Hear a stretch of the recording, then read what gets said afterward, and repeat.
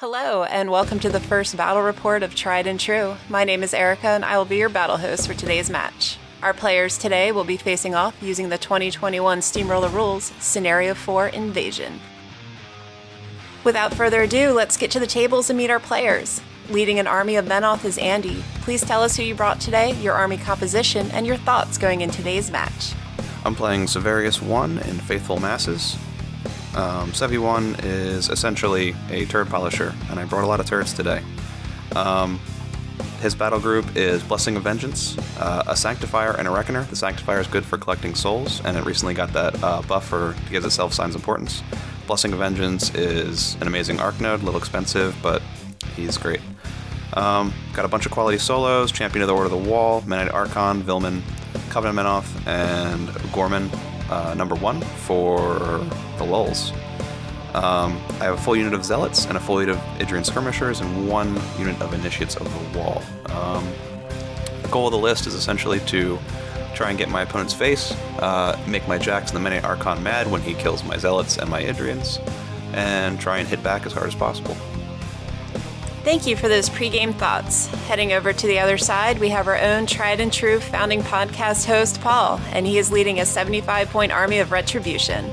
Please tell us who you're running, list thoughts, and army objectives going into the game. So for this list, I'm bringing my girl Kaelyssa, the Knight's Whisper. Kaelyssa is by far one of my favorite casters at all in Ret. I've been playing her a lot in Defenders lately, and I want to get back to my roots and playing some Legions of Dawn. So it's a very standard Legions list, running double Sentinels, double Artificers, with at least 1 Trident in there.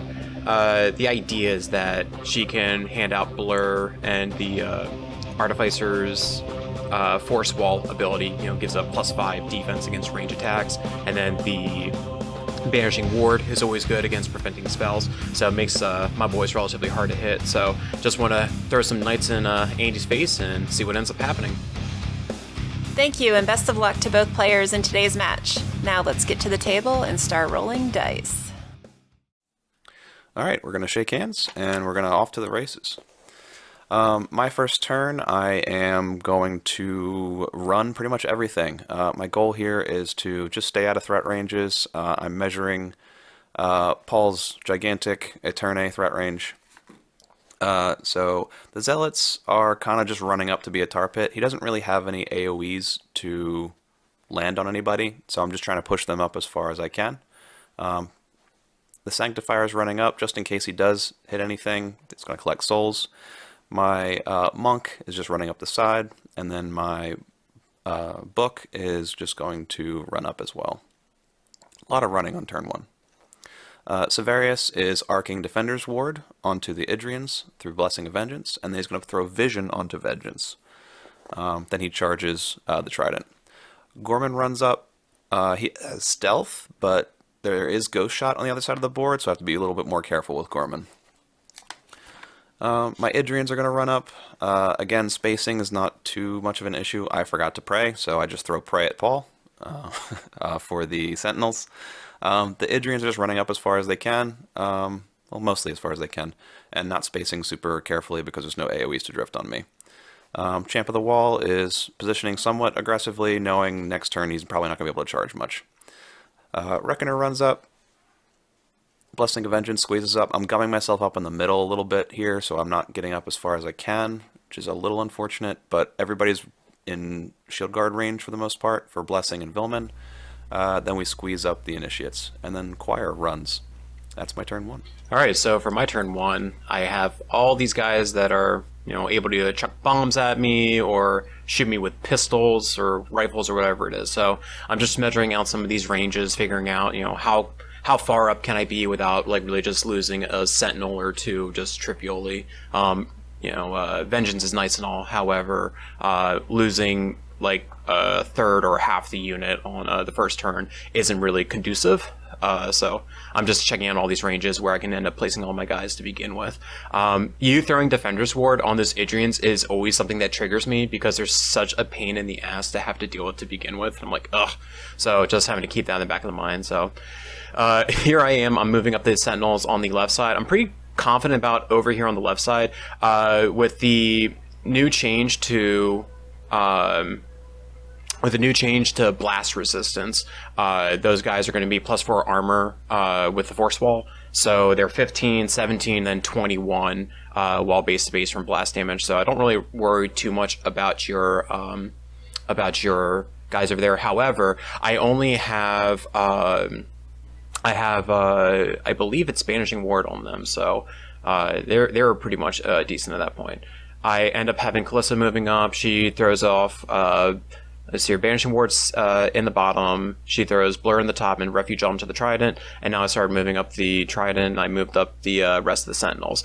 However, while looking at this, I actually realized I kind of made a little bit of a mistake, is that Kaelyssa's almost base to base with the Trident, and I know that you have Ashes of Ashes. So I didn't realize this until after I got done moving my Sentinels, because I feel like, all right, Sentinels are defense 15, they're pretty much easy, they might be able to survive a bounce or so, or they at least won't get hurt.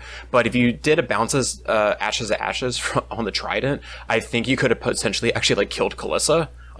Is she camping anything this turn? She was camping only one. She only had the one because I did 2, 2, and 2 between the different spells. That's why you see me run the Manticore, to be base to base to the Trident. And I'm like, well, hopefully that at least, gets one guaranteed bounce to be right there. So I don't know if you were thinking that at all, but that's what I was freaking out. And that's why he moved to where he was. So, handing out a Force Wall, putting the Jacks into a place to go shoot the following turn. And that's when I clock it to you. All right, my turn 2. Basically, I desperately do not want to proc your vengeance moves. I'm going to upkeep both spells and start with 6 focus on Sevi. And then I go into the tank a little bit about what I actually want to get done. I don't believe I'm going to be getting much work done here. I do not threaten nearly as far as your army does, so I know I'm going to have to give you the alpha. So I'm just trying to figure out how much to give you so that I still have enough to hit back. So essentially, I know the Zealots are throwaway. They are literally there to run up and jam you. And when you do not have a Vengeance move and you do not have another unit there to clear them off, you're going to have to use your Sentinels to clear them off for themselves. They're not going to get very far up the board. So I'm putting up my wall of Zealots up there. Not super scared with my the cross-bearer there because he's got Sack Pawn and he's got a ton of Zealots in the way. Sanctifier walks up to numb up some souls. My kick monk, my punch monk up there is just kind of up there to be annoying. There's no flags on this scenario, so he's kind of not sure what to do. Here I'm measuring 12 inches for the Reckoner, trying to figure out where I want the Reckoner to be. Essentially, my plan is to put a pot shot into the Trident, but then I see a sexy little blind play with Gorman, and I say, ooh, Gorman's almost there. It's very close. If I can drift a blind onto the Trident and make the Trident useless for a turn, that would be huge. This is kind of why I like to throw Gorman into random lists, where he just has so much little utility that you can make use of. So I can't resist this. I hate Tridents. They're obnoxious. So taking them out of the game for a turn would be amazing. So I'm measuring to see if I should target the Sentinel, but the Sentinel will get cover, and he's got the ability from the solo to give him an additional +2 defense. So I feel like it's better just to drift. We end up drifting back onto both Sentinels. So I do blind both Sentinels. I don't get to the Trident, unfortunately, but I do scare the bejesus out of Paul. So that's always good. I'm not used to seeing Gorman in your list, so when you said oh yeah, he has blind, I'm like, what? He's got 3 very useful bombs. His threat range is the problem. He only threatens 12 inches. So here I am. I'm running Blessing Vengeance up. I am planning on throwing out Death Sentence onto the Sentinels for next turn. Still not triggering Vengeance, but wanting to make sure that if I do get models on them next turn, they die. Walking the Reckoner up, taking a chunk out of the Trident. I think it was a pretty big chunk actually. I think you did 9 damage to it. So about third dead. Then I quickly realized that no one can see my dice, so I'm going to move my dice tray over here. Now we slow down a little bit. We're trying to figure out, okay, we did all the easy stuff. My Sanctifier is 4 inches from my box. My box is Pathfinder, by the way. Forgot to go over that at the beginning of the game. I think I harmoniously exalt Sevi, and then I do my death sentence play on the blinded sentinel. The sentinel is now death sentenced, so I get rerolls if I miss attacks on them, which is always nice, especially when your whole army's mat 6. Sometimes they're mat 6, unless you make everybody angry. Then we walk with all the Idrians. I do not repo, and then I mini feat just in case the Trident wants to come in and try and take a bunch of dudes out. And the the champion of the wall goes and, like an absolute Chad, just contests like a mother. He's doing great. He's doing great work. I keep him as far away from the box as I can to not give him a landing zone for his jack to try and clear him off. Yeah, so here goes my turn. Nothing Vengeance, a little disappointed by that, trying to figure out which spells I want to upkeep, and really, I spend so much time trying to figure out how to clear my Trident off, because I want it to go in, do some kind of work somewhere. Either getting it onto the right side to try to shoot at some Idrians, or trying to shoot at the your little zealots on the left side, and I'm just I was just kind of stuck for a second, because if I move him over, I think doesn't like the champ have like a weapon master like attack? He does have a weapon master POW 12 sword. Yeah, so like that would not be the most conducive thing ever. So sorry, I'm playing Severius 1 power 13. But like everything's better, even the good stuff. Everything is better. So I'm like trying to take a look, and like I wanted to shoot at your box. I didn't go over it. I took Pathfinder for mine as well. The big old rubble in the middle there was a bit of a pain. So I wanted to try to like get either some sentinels in to go and try to hit the champion of the wall. I was then maybe thinking about my jack getting in there, and I'll like start putting a proxy down for that. And I eventually make the decision of keeping refuge onto the Trident, and I believe I keep Banishing Ward up at the top. I drop the defense buff at the bottom, just because it's like they're already in range. Take out who you can take out. It's fine. I'll just go ahead and live with it. Yeah, this is me trying to do the proxy for the Banshee to get there. He was in 4 inches to get the objective, and a little bit moving it around, but he's not in any range to go do it. So thankfully, though, I do know that the Jacks and Legions get Tactician with Dawnguard models, and also the Trident allows it to get Tactician as well. So I'm able to maneuver some things around, but it's just trying to moving people around or moving the models where they need to. So once I kind of come up with the eventual game plan, I come up with how I want to go about doing this. I didn't realize how many shield guards are all over the place. Gorman freaks me out, so I'm thinking about having Kaelyssa go and shoot him. She has True Sight, so she can just shoot him off the table.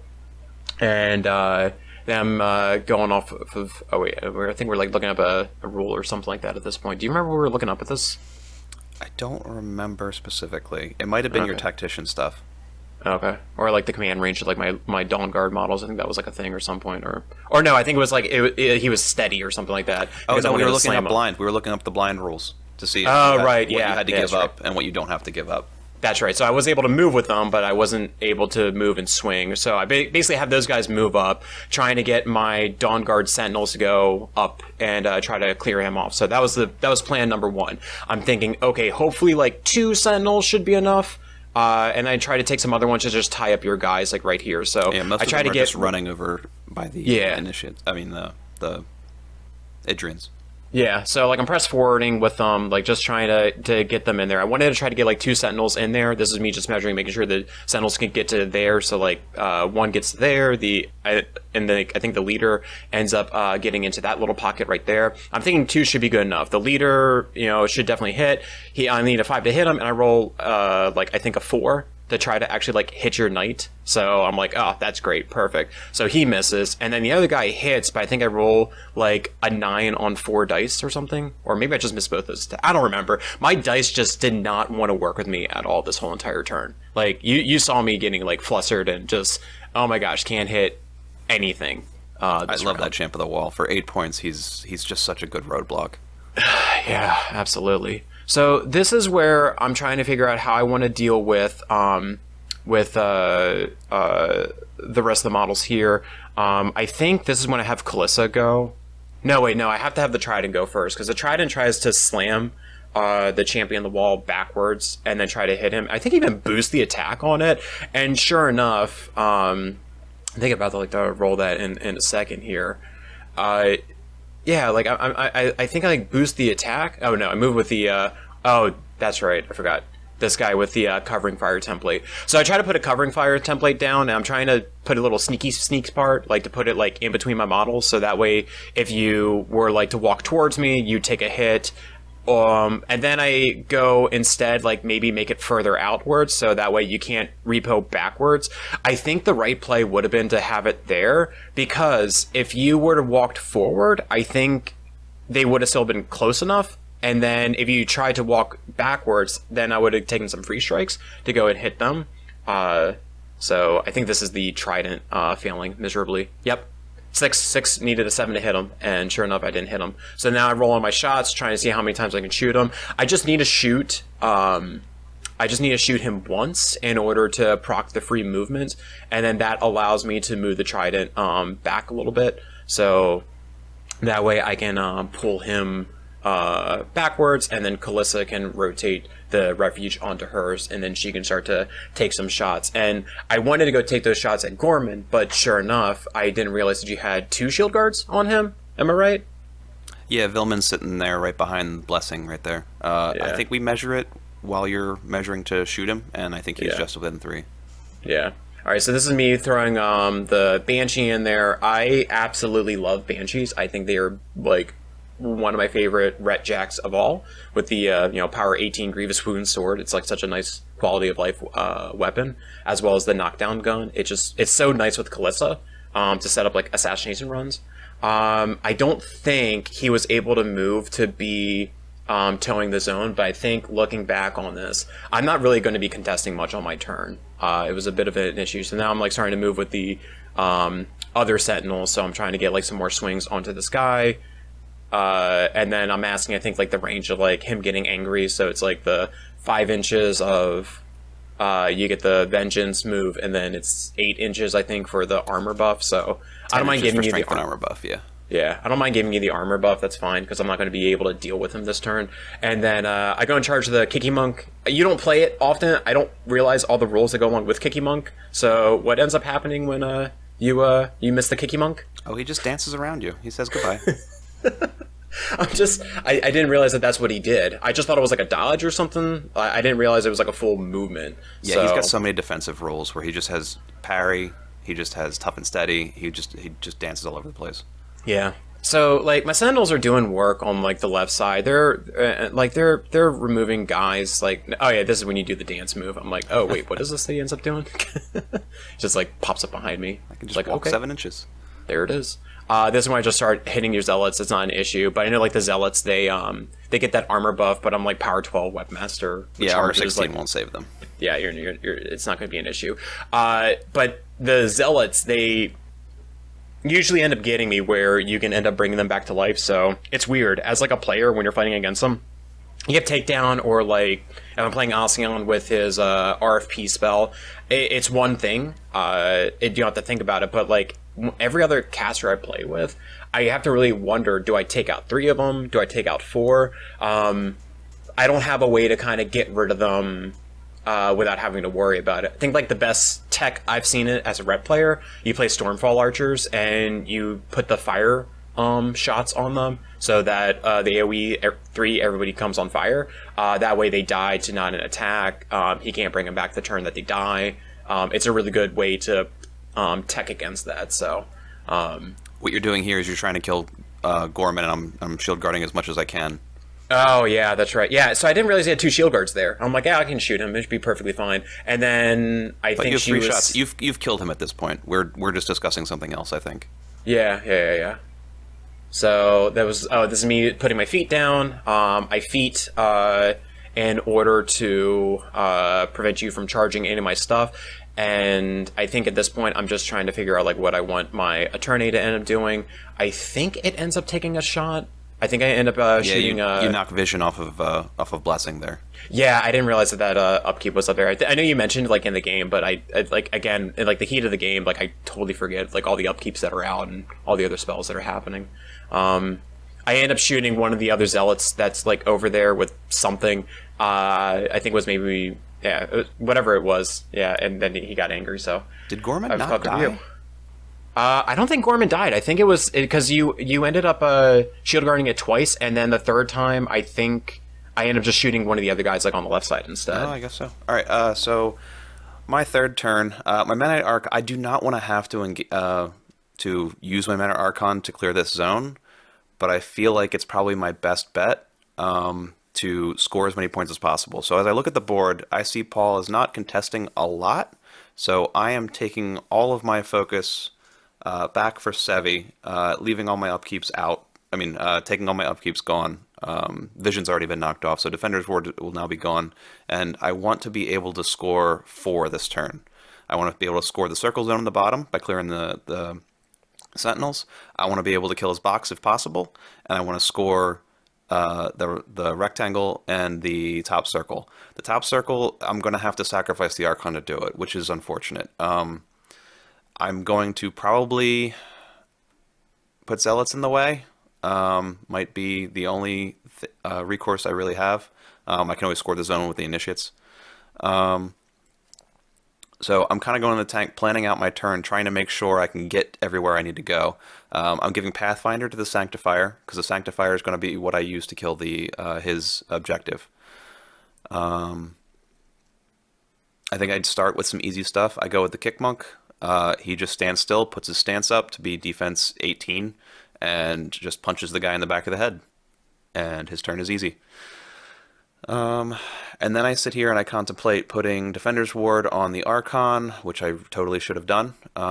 You'll see for most of the rest of the game, I do not have my defensive upkeeps out because I am playing Sevi somewhat loosely, unfortunately. I'm going with the Idrians now. They are just walking, and they are attempting to kill all of the Sentinels. Sentinels have prey on them, and they're only armor 15 now because I believe you mini-feeded last turn? I did, yeah. Yeah, I mini-feeded with them last turn. So your stealth and your no-charging bonuses aren't really helping you too much because I'm hitting them at, like, power 13s. Yeah. On some of them. Some of them are outside of Sevi's range, too. So I'm trying to look for shots that I can take. My mini-feed is also gone, so I'm going to be repoing this turn instead of trying to get cover. So I'm just trying to peck off as many Sentinels as I possibly can, since I know they're going to get Vengeance this turn, and then I am repoing to spread out a little bit and try and get as many guys in cover. Always keep the guide in the back, because he is what gives you prey. I will sacrifice the guide shooting almost all the time, because prey is very important. Here I go with the Archon. He is literally just walking and threshing. So he is using his Star Attack to hit all 3 of his Sentinels, with I believe a power 15 or power 16 because he's upset, and wiping the Sentinels off the board. I think my Initiates are now going to move. They're just going to walk, I believe. They're going to get as far as they can up the zone. You mean your Zealots? My Zealots, yes. What did I say? You said Initiates. Oh, yeah. The Initiates will go later. The Zealots are all going to be in the zone. They're all towing the zone. It's possible I could have run with them to try and give the Archon a better chance at survival. That might have been a better choice, but I think, here I am. At the beginning of your turn, you can bring Zealots back, but I had forgotten until after I'd moved. So it's the beginning of their activation, or it's the beginning of the Zealots activation. So I had already walked with everybody, so I took my 4 Zealots back off the board, unfortunately. They're throwing some bombs. They're drifting on some stuff. They're power 9 blast damage, so because they're singing for battle, they're singing for +2 damage on their bombs, essentially, and Severius. So their bombs go from a power 12 down to a 6, up to 9, essentially. So, and I think the top round, I mini-feeded with the top ones, I want to say. Yeah, with your other Sentinels. So your bottom Sentinels don't have your mini-feed right now, but your top Sentinels do. Yep. So, and again, anybody out of 5 can't see the Sentinels. So it's kind of, as long as I'm in 5, I might be able to kill somebody, but they have so much blast resistance that I really can't drift on anybody to make anything fun happen. I think at this point you're just trying to get the fire, right? Yeah, I'm just trying to go for crits, because if you crit with the Zealots, they have cover. It's really very not likely that anything happens. But if I do end up rolling high and getting a crit, all those guys are on fire next turn, which would be amazing and help to keep my Archon alive over there. No such luck.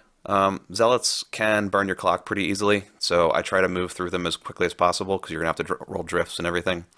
My Champ of the Wall is just going to inch up. He is going to try to take out a couple Sentinels. That's really all he's good for at this point. Offensively, he has 2 attacks now instead of 3. I think he missed one, hit another, or maybe didn't crack armor with his shield. It was a miss of the guy that was next to the box. So gotcha. So I'm trying to figure out how I clear this rectangle zone here. I think what I do is I throw an Ashes to Ashes at the box, I want to say. Because the box will be defense 9 or so, because it's being engaged by Vilman. I want to make sure this rectangle zone gets cleared. I'm thinking about it, and I'm thinking about my order of activations and what I want to do. My Sanctifier has been loaded up at the beginning of my turn. And I bounce only once, unfortunately, off the box. So I think I boost damage on the box to try and make sure that box is low. I take a couple points off the box, and I bounce to only one Sentinel. I think I killed the Sentinel. The one on the top, yeah, I think you do. Yeah, the Sentinel dies. Unfortunately, that second Sentinel is still sitting there in my way. I'm trying to figure out what I can unload into it. Remember, I can only see things that I'm within 5 of. So we're measuring whether the Reckoner can get within 5 of anything. He can get within 5 of the box. He cannot get within 5 of that Sentinel. So again, he's only going to be Rat 6, so it's going to be really tough to make happen. So my Reckoner is just going to try and dink off the box some more. So his objective takes another shot from the Reckoner. Reckoner takes a big old chunk off the objective, and I think it's down to a couple points. I think I only had like 1 point left. So what I have to do now, since I have to trample at the box, or trample in the direction of the box, and now I have 2 attacks I can buy. I've given myself Signs of Importance from the 1 soul I collected last turn, and I roll really, really poorly, but enough to hit the box. So, or do I go for, I don't remember who I go for first, but he is Mat 9 right now because he's upset. So, so I don't miss any, even though that was an awful roll. So I clear the box, I clear the Sentinel, just barely with the Sanctifier. Sanctifiers for 14 points are pretty good nowadays, I think. They might be a little overcosted for how hard they hit, but in Faithful Masses, you can really fix that. The Gorman, who apparently is still alive, I'm going to try and make that Trident blind again, because it seems to be frightening Paul greatly. Unfortunately, I drift off to the side, and I think I only blind the Banshee. And here I am trying to convince Paul that it's clearly not happening, but he's correct. I drift off the Banshee, and I just blind the Banshee, who can shake pretty easily. I walk up with Vilman. Vilman puts his stance up, tries to get in range of a couple things to make sure he's protecting everybody, and we go to Paul's turn.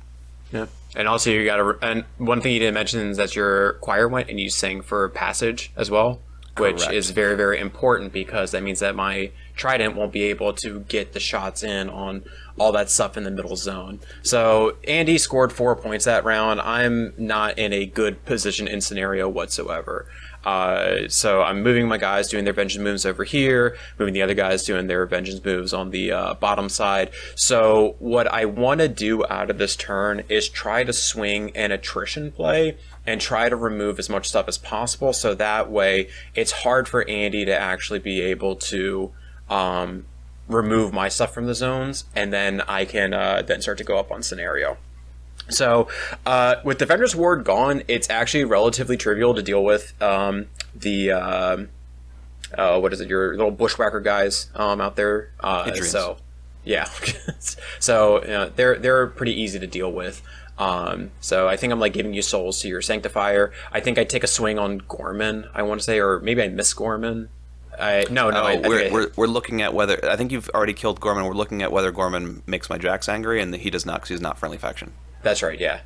So yep, that was what we were looking at there. So, but then I killed another model, and then they get angry anyway, so it doesn't really matter. Yeah, I think you killed the champ pretty soon. Yeah, so what's weird is where the situation that I'm in is that I have a lot of Sentinels that can go and deal with those heavy jacks. Now, your armor's 19, I'm power 12, dice off 7. They like averaging about 7 damage a hit, so Sentinels can actually tear up a jack relatively easily.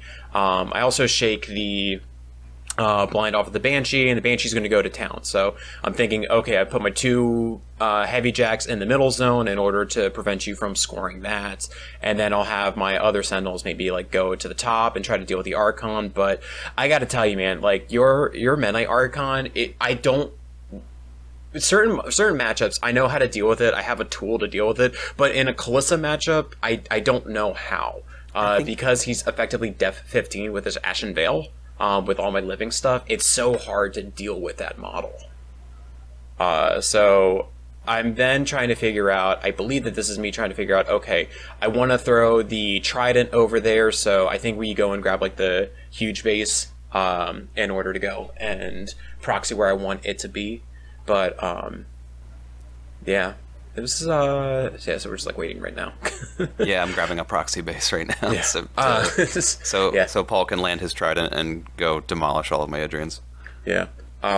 Which is great. So there is line of sight to the one Idrian that is by the rock, not the one directly behind it, but the one a little bit south or a little bit lower from it. So I try to land it so I can hit that one, get them all in shooting gallery range. So I'm like, okay, this is where I want it to land. I'm just picking up these Sentinels right here and just all right, that's where they were close enough, and that's where I'm going to want them to eventually go. So once I have that in mind, I then go and do the press forward with them to have them go off and start making some swings on some people. So I have one Sentinel try to take on one of your guys. Oh, I don't know what we're looking up here. Oh, this is when we're trying to take a look at the. I think we're taking a look at the command range. But anyway, I move these guys up. So I'm trying to make it so that the Trident doesn't have to shoot in melee. And I'm trying to have here's your attempted banana charge where I keep making fun of you. It's straight. It was straight in my angle. Like, I understand. Okay, he's there.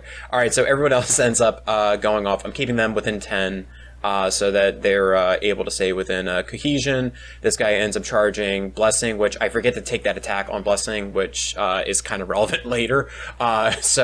I just end up taking out this Paladin who's been around for way longer than he should have been, removing Idrian's trivially, and then that allows me to land the Trident to be able to go do its job there. So he goes there, and every single time I've had the Trident go, he always like rolls max shots on the side that there's like nothing that I want to shoot on. So he like rolls, I think I do hit him, so I slam him away, he explodes.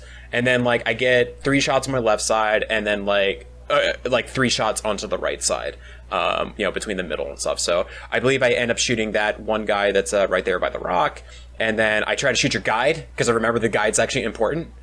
So I shoot him, get him out, and then I try to take a shot. This guy's in shooting gallery range, so I try to take him out. So I think I end up hitting him. He explodes. Yeah, these last guys are in cover, but you rolled very well there, so they melt anyway. Yeah, so he goes over to there. So now I'm like thinking like, hey, this actually seems like an interesting idea. I can maybe score this zone with Kaelyssa. If I have her go there, she Phantom Hunters herself, and then just start to shoot some guys. So I Phantom Hunter, I shoot that guy because it ignores line of sight. Basically, ghost shot. It's awesome. Love the spell. Shoots that guy. You're doing snipe rolls here to reach them, right? Yeah, exactly, because he becomes range 14. So I'm able to shoot them. I think I missed the last guy, or I don't do damage to him. So then I reaper her, or I refuge her into the zone, but she's camping nothing. So, not following the ABCs of always be camping in the game. I go with the Manticore. I forget to roll for shots. I roll 2 shots, miss the first shot, hit the second shot, and kill him. So I'm able to score the bottom zone. So I'm at least able to play that. I'm putting the power tokens that I've gotten onto Kaelyssa, and then now I'm going to start to deal with this middle zone. So I believe that I allocated 2 focus to the Banshee. I did concentrate power, so power 20 Banshee into armor 19 Jax feels really good, where you're actually able to do dice +1 every single time. So this guy is just going to town, hacking and slashing at your Sanctifier here. Really roll a lot of damage. Yeah, I didn't realize he was like, how many, like 4 boxes left. I should have asked you this because I think I had like 3 of my sentinels like charge it, and that was definitely unnecessary. So yeah, I think I'm you were getting pretty excited here. Yeah, I was just like, oh, I want to kill it. So I put a proxy base down for the Attorney because I'm going to want it to go into the other jack. So these guys all go, they charge, they do their thing right there. I roll 1 hit, I make your jack explode, and then I just look like, oh, I guess he's dead.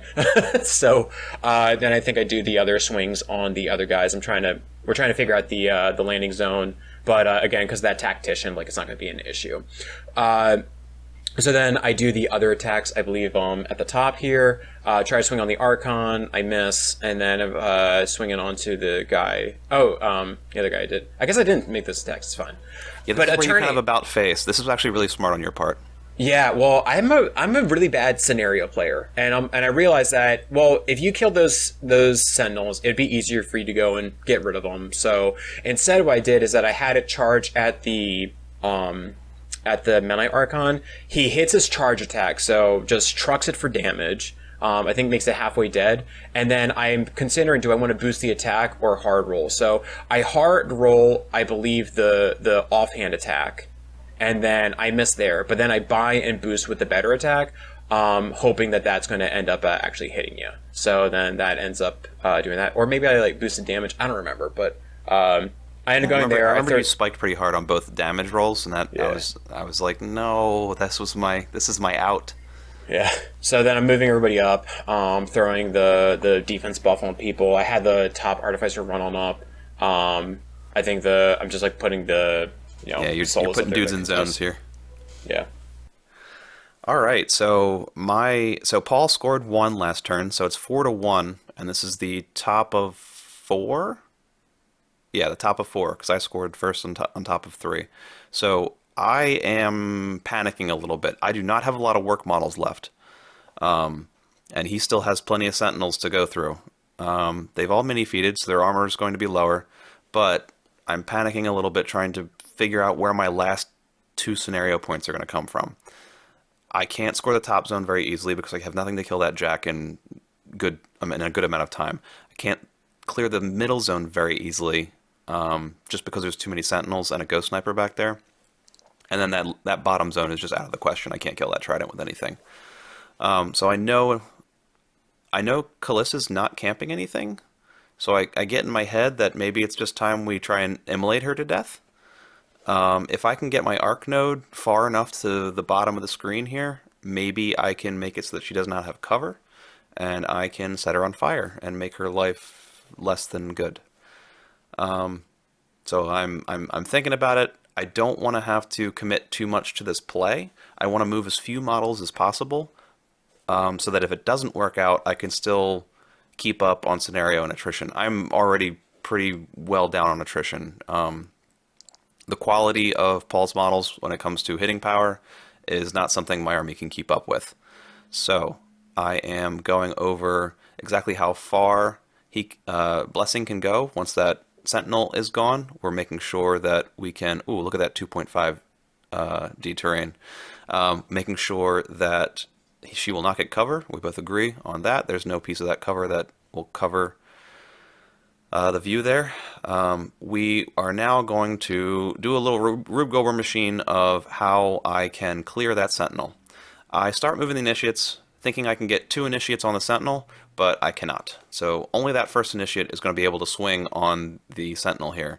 And I should have measured more carefully earlier, and I move everything a little too haphazardly here. But so I'm only getting 1 Mat 7 on the Sentinel. I miss because my dice are starting to go away. Now I'm in trouble. I have an angry Reckoner with 1 initial and 1 bought attack. I do not want to have to send that Reckoner to his death, further losing me the attrition war, but I feel like I don't have much of a choice. So the Reckoner's going to walk up. He's going to get within 2 of the Banshee. I smack the Initiate with a Mat 9 giant club, and then I buy 1 into the Banshee to try and cripple it. I think I knock an arm off and set it on fire with a crit. Yeah, I roll pretty well here on the damage roll. So at least Blessing is free. I threw my Reckoner away, unfortunately, but that's how I had to go with it. Blessing runs the 10 inches, and now I harmoniously exalt Severius, and we start the assassination go. Blessing uses his ability to get +2/+2 on my immolate, and I do okay. I think I roll a 9 for damage, and it's dice off 1 or 2. It was you rolled 9 total damage. You killed her. So I boosted to hit my second one. You have killed. Yep. I boosted to hit my second one, and I roll all ones. And then I try to hard roll a third immolate, and I roll a 3. So my assassination attempt did not go well. Do you know what your percentage was of it working? I mean, it was a 95% chance of it working. Was it? Yes. Oh man. All right, so now I'm upset. I throw Vilman at the Banshee with a power 15 Weapon Master. I chunk the Banshee. Yeah, there's my absolutely. dice. My dice came back. There we go. So the Banshee has both arms ripped off. There's only a couple boxes left. Just the cortex is left. Here, I remember to actually bring Zealots back this time. Unfortunately, I only get 2 because only 2 died last turn. Would have been better to bring back 4 the previous turn, but that's my memory. So the Zealots, I go in the tank a little bit here trying to figure out what I want to do with the Zealots. If they all stand still and throw at the Jack, I think on average the Jack doesn't die. I think it's better to remove more individual models since the Jack here is not going to get focus. I'm going to try to remove as many models as possible just to make his retaliation a little bit less good. So I'm rolling like crazy. Zealots, again, take a long time. They take a lot of time off my clock. Compared to anything else I'm using in this list, the Zealots by far take more clock than anything else. They are somewhat useful into average defense things that are defense 12, armor 15, that will melt against Zealot attacks. You throw enough dice, good things will happen. Here I am trying to figure out whether I can throw at the solo. He has blast resistance automatically, unfortunately. So I just drift on the sniper and kill him with a power 9 drift. Now I'm still upset about my assassination fail, so I am going to throw... I'm still going with the Zealots. Zealots are still throwing bombs, still drifting on things. I don't think I do any damage to the Banshee here. I think there's a couple more Zealots to go. Again, they're burning the clock like crazy with the Zealots. Some of them stood still, a few of them walked, so I'm getting Rat 8 on some of these guys, which is great. Cranking some damage into the Jack. Now I charge my Monk in such a way to keep him in Sevi's range. He's going to be a Mat 8 Power 10 Weapon Master. So I roll 4 dice, and I crank the damage, and I kill that solo. So I've pretty much cleared that zone, but that Jack is still in my way. My Covenant walks forward, just toes the zone, and sings for no spells to try and make sure Kaelyssa has a hard time. All right, and this is me just doing fire, vengeance moves to try to swing on some of your jacks and stuff. I take some swing on the vengeance, do some really good work, so I feel really good about this. So I know I need to get rid of the book. What's great is that in Ret we have the Ghost Snipers. They can do the auto 3 points of damage, so it's a good answer to Covenant. It's a great answer to the Hermit. So I'm going to try to use my Ghost Sniper to try to do 3 damage to that after I take all these vengeance moves. So they take swings, they try to hit some things. I think I ding up your Jack a little bit. Even dice off 7 with 3 dice, you can potentially do some damage to it. So this is me taking the roll. I think I rolled 2 1s on my shot, and it just doesn't work out at all. And then I forgot to go and allocate I allocated first, and then I did everything there. So here I end up getting all my this is me trying to figure out if I wanted to go for an assassination attempt. Thinking back on it, I think that might have actually been the correct play. I think you were within 14 inches, but only she would have gotten the shot in. I could have potentially had the Attorney try to shoot as well and get a focus from the the mechanics, but that didn't end up working. So instead, all I did is that I was just and just trying to clear the zone right here, trying to shoot at the book. Sure enough, I get, I think, 4 shots onto the book, hit it every single time, and then I have it repoing up, and then I'm using my power tokens to boost damage into the Blessing of Vengeance. So those are my shots all going into him, or the Covenant right there. And then eventually, I believe I end up having my Sentinels go charge and finish everything else up. So this is just me trying to figure out, okay, the Sentinel's going to go over to here. Blessing was knocked down, so I don't have to worry about any free strike from him. And the other ones just are going, trying to like keep on dropping my models, moving them up in order to go ahead and get some damage in. So I believe that I kill Vengeance with these Sentinels, so that's not an issue. And I believe, yeah, we're just doing the math right there. Well, that was the damage to the Big Jack, and then this was to the there's the damage to the book, and then this was all of it to Vengeance. So I'm clearing the bottom zone again. I'm going to get a point from that, so that'll put me 2 to 4. So at least it's keeping me into the game, and I'm just trying to figure out what I can do to clear out this middle zone now. So trying to figure out where I can end up putting my Manticore to be useful on the following turn, as well as what was this? As well as I think you're shooting a Reckoner here. Oh yeah, I think I was shooting her with oh, that's right, I made it stationary with the one shot, so that way it was easier to hit, and then that would help out with my Banshee going up there with his dingly arms at that point. I should have measured if there were any initiates in range to take any of those shots either. I didn't even measure. I didn't even think about it either, and I don't even like remember about your initiates. I think at this point, like 5 minutes are left on the clock or something like that. So Banshee ends up taking out the Jack. I then put Attorney up here to just take some swing on some Zealots, just trying to remove them, keeping your Kiki Monk in range and just moving stuff up to try to stay in scenario. So Severius thought he was going to die last turn, so that's why he's already in his open grave, where he belongs. We're both pretty low on clock at this point. I am trying to move very quickly to charge initiates in and contest that zone. I run with my choir. I don't have any jacks to allocate to, so I save a little time on my turn here. Kick Monk has parry, so he just runs and annoys other people, so that I can throw more bombs at this Jack. This Jack has had more dice thrown at it this game than I can shake its stick at. I'm sitting here trying to remove this Jack from the zone, trying to go up further on scenario so that Paul has to burn more clock. I am upset enough to even risk Severius. Sorry, I forgot to go with the Harmonious Exaltation on the Hierophant, and Paul graciously allowed me to do that. I am throwing Immolates at it at this point, just trying to bring it down, and I cannot. I'm boosting damage, and I just can't finish it off. So I think I camp 1 here. All right, I throw Vision on myself and camp 1 and pray. Yep. All right. At this point, I'm just trying to figure out how I'm going to go and clear the zone. I'm still up 4-2 on scenario. Yeah, it's still 4-2. And at this point, in all reality, the writings on the wall. If you can go take a look, we have 45 seconds left on the clock.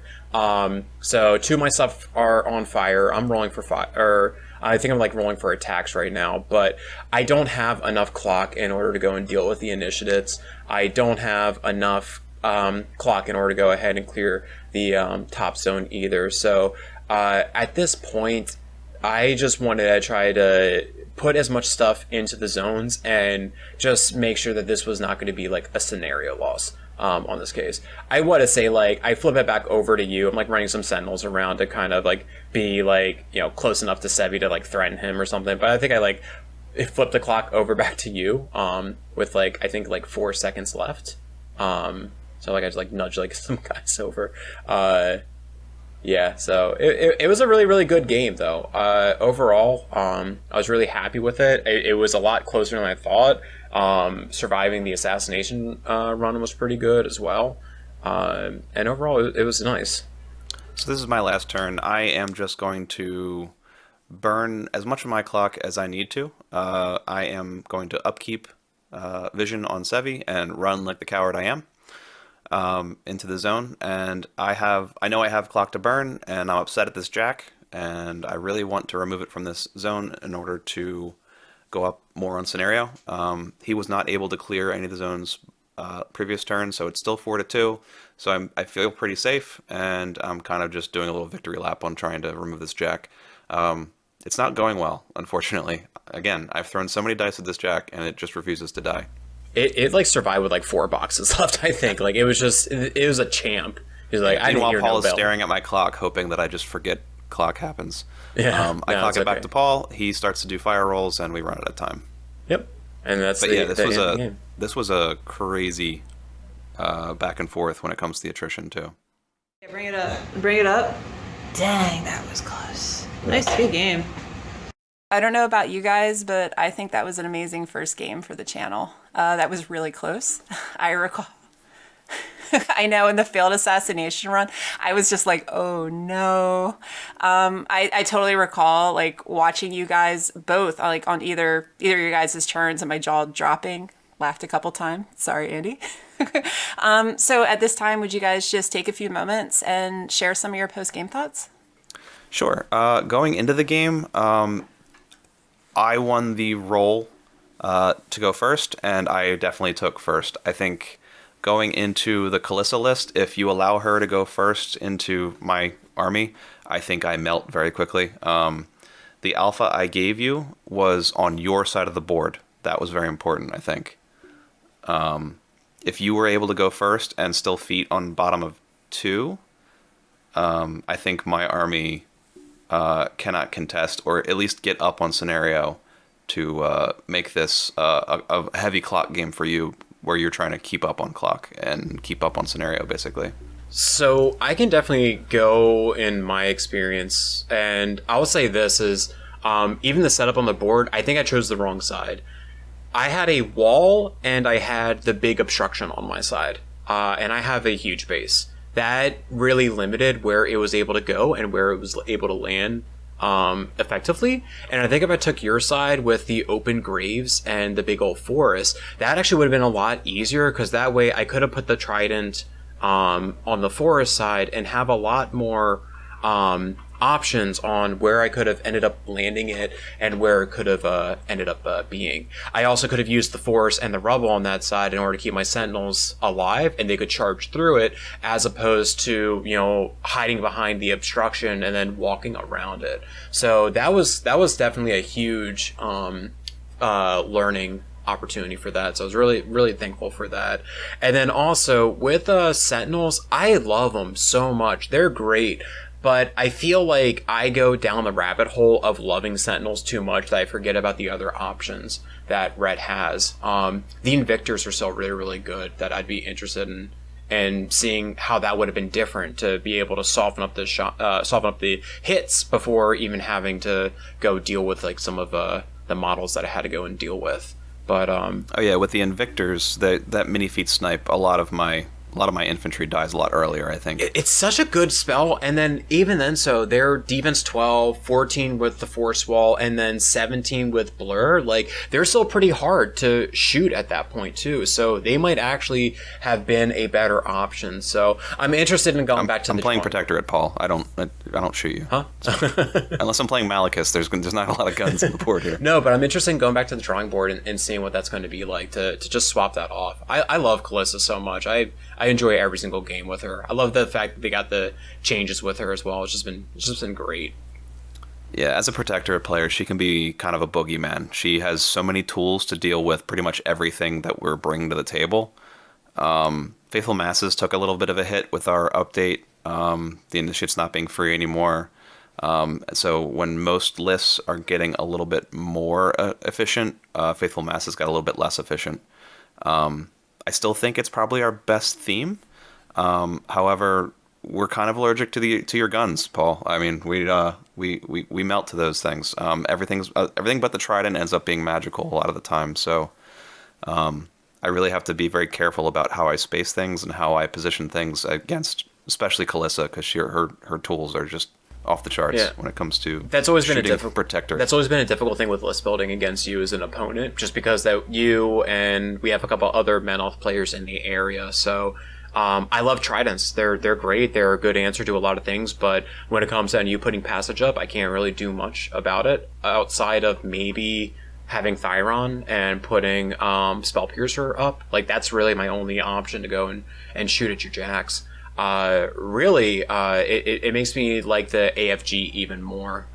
That gun platform is just so much more fun. I mean, well, it went really long. We were both under a minute, but Protectorate pulls it out again. Yeah. Thank you for watching. If there are any factions, warcasters, or warlocks you would like to see on the channel, or you have any general feedback, please let us know in the comments below. See you on the next Tried and True Battle Report.